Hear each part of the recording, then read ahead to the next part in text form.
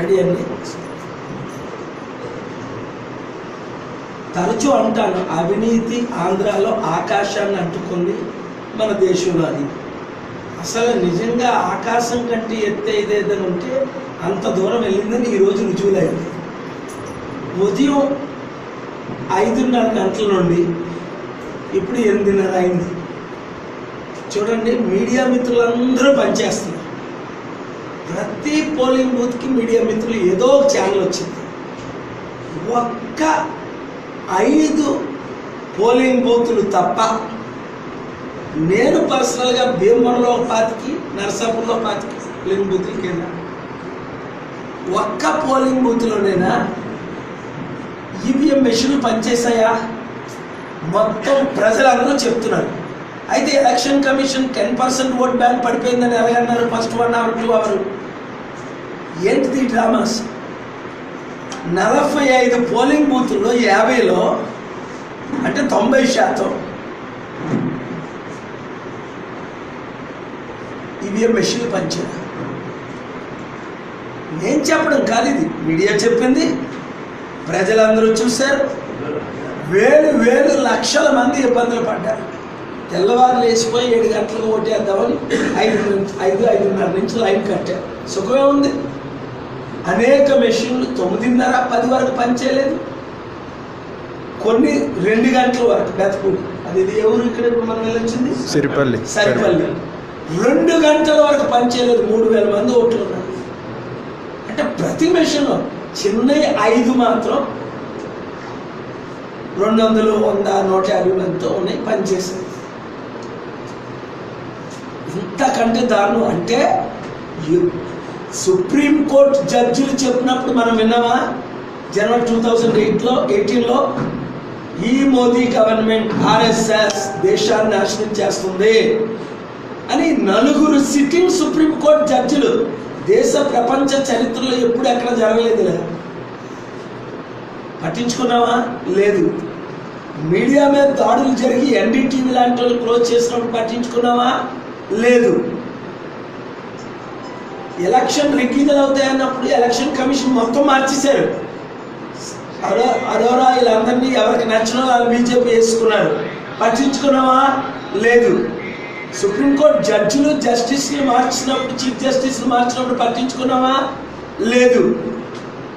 ఏంటి రాష్ట్రం, ఇంకా ఈ దేశం?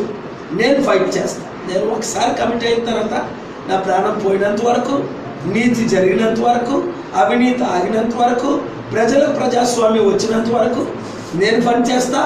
లక్షల మంది మీరు, కోట్ల మంది మీరు మీడియా ఉన్నారు, మీరు కూడా పనిచేయండి. Because we should never give up. 72 సంవత్సరాలు అయిన స్వాతంత్రం వచ్చిందా? వస్తే అక్కడ నరేంద్ర మోదీ, ఇక్కడ జగన్ని ఎన్నుకోవడానికి కారణం ఏంటి? 31 కేసులు ఉండబట్టి. జగన్ అయితే చెప్పినట్టు వింటాడు, రాష్ట్రాన్ని తాకట్టు పెడతాడు. కేసీఆర్ని ఎందుకు తెలంగాణలో ఎన్నుకున్నాడు? లేకపోతే 88 ఎమ్మెల్యేలు ఆయనకు వచ్చాయా?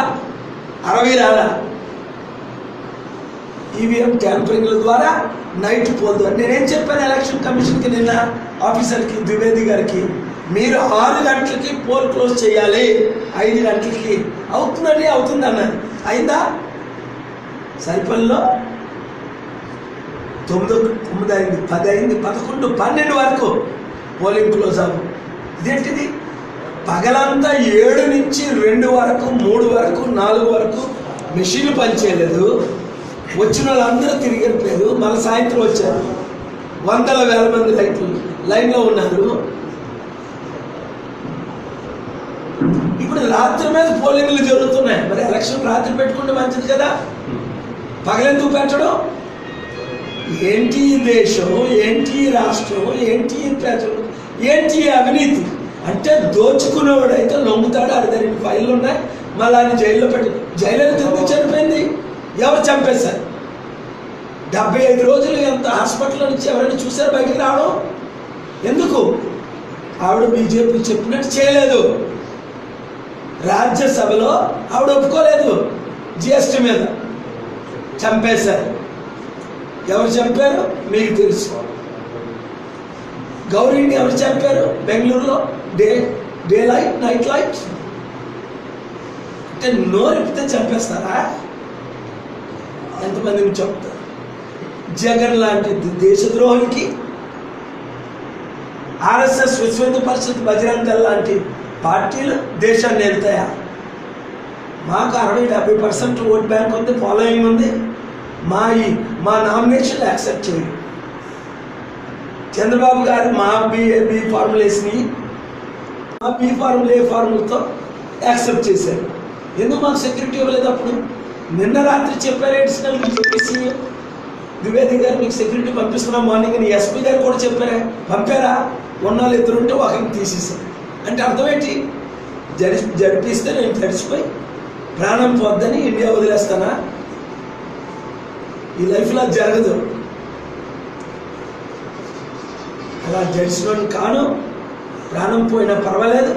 తెలుగు ప్రజలకు, దేశ ప్రజలకు న్యాయం జరిగినంత వరకు, ప్రాణం పోయినంత వరకు మాట్లాడుతూనే ఉంటా. వాటము నాకు తెలీదు. ఇగో మమ్మల్ని క్యాండిడేట్లు నిలబడడం లేదు, మేము వెళ్ళడానికి అవకాశాలు లేవు. అది ముందు నుంచి చెప్తున్నా, ఎలక్షన్ పోస్ట్పోన్ చేయాలని. చేశారా? 10 పాయింట్లు ఇచ్చాను, ఈరోజు 11వ పాయింట్. ఏది? ఏ విషయంలో పంచాను.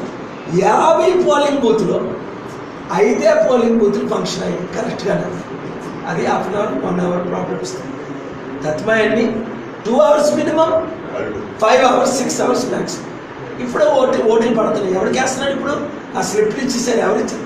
పోలీసులు ఎవరైనా స్లిప్లు డిస్ట్రిబ్యూట్ చేస్తారా ఓటర్స్కి? ఏంటిది అంటే ఇవన్నీ ఎత్తి చూపిస్తుంటే ఎందుకులే పాల్ గారు ఫైట్ చేస్తారనా? వద్దు.